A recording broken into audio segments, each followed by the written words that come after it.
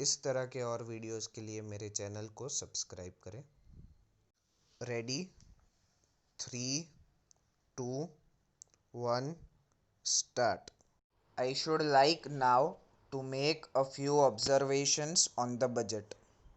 This budget marks a turning point in the history of our country. It is no use attempting, as some of my friends have done, either to depreciate the budget very strongly or to suggest that we are not witnessing a new revolution in our methods of fiscal training and technique.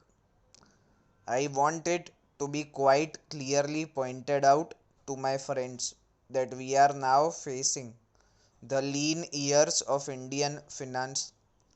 Hitherto, we had revenue surpluses, which were a form of public saving and which were meant to be utilized for capital development. Hereafter, this form of revenue surplus would not be available.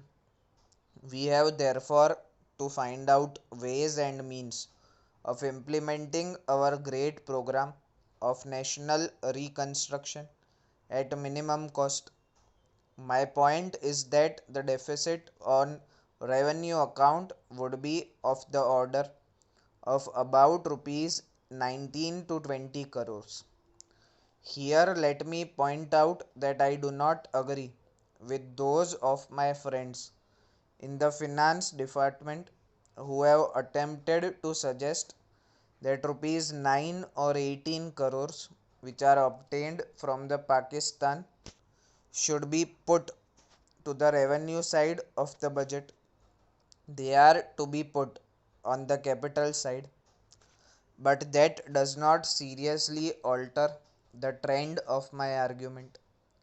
What I am suggesting is that we would have to be prepared for a deficit of a much higher order, even on the revenue side.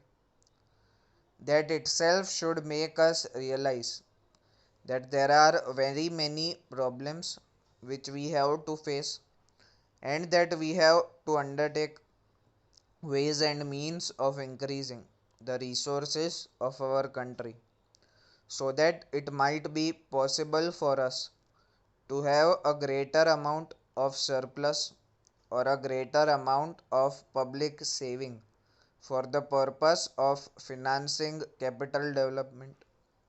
The finance minister, in the course of his speech, Mr. Deputy Minister, pointed out that the deficits during the past 2 years were of the order of rupees 83 crores.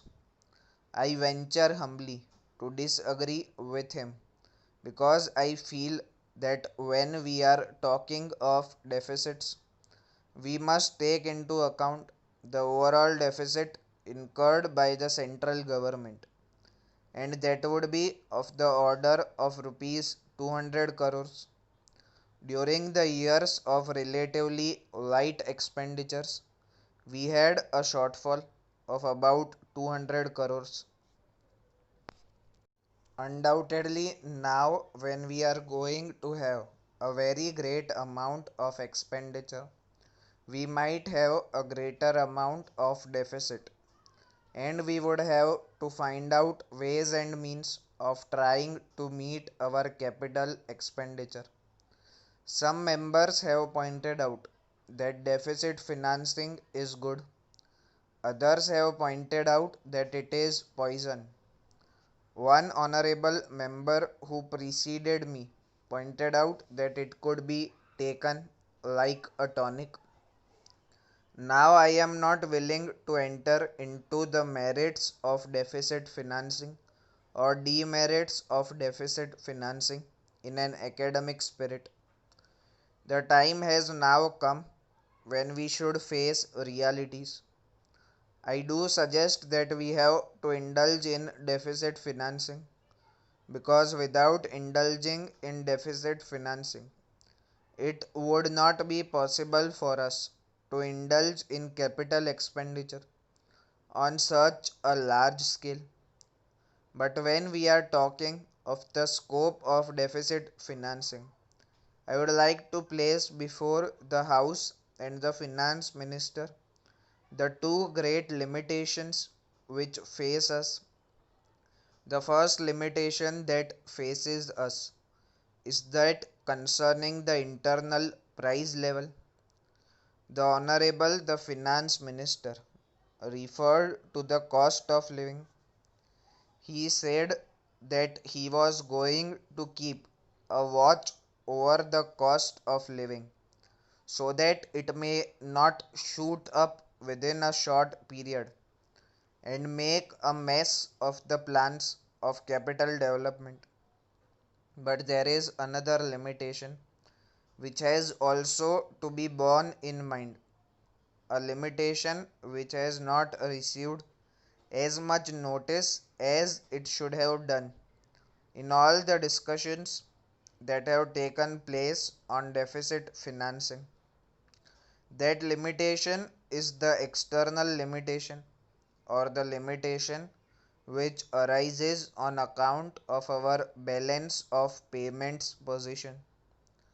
I think this is as important, Mr. Deputy Speaker, as the internal price level, and I should like to elaborate that particular point a bit more because I feel that a time will shortly arrive when we might have either to reconsider our policy or might even have to leave the sterling club of which we are a member.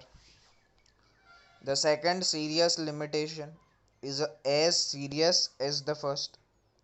What would be the consequences of deficit financing on our balance of payments? The finance minister, in his budget speech, points out that so far as the balance of payments position is concerned, they have now, whether it is by accident or design, a favorable balance, and they have contributed about 63 crores to the dollar pool during the past 6 months.